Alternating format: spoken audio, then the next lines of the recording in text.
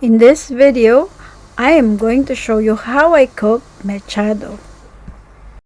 For this recipe, marinate the pork with lime and soy sauce and fry the potatoes but no carrots.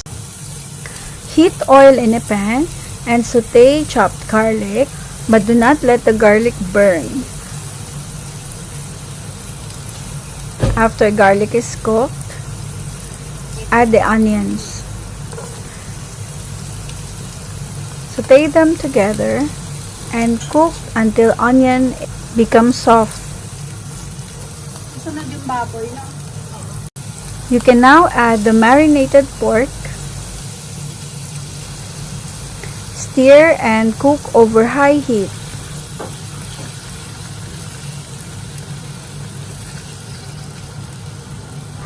Wait for the meat to change its color, and when it's no longer pink, you can now add the tomato sauce.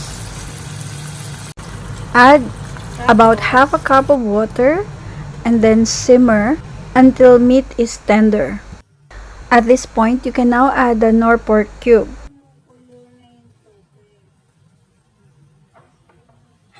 After that, you can now add the potatoes, peas, and the bell peppers. Do not add carrots. I almost added carrots to this recipe. I almost forgot that mechado does not use carrots. You can now lower the heat and just mix this well, then season with salt and pepper, and then it's done. If you like cooking Filipino food, subscribe to my channel and I have hundreds more recipes to upload. Thank you for watching.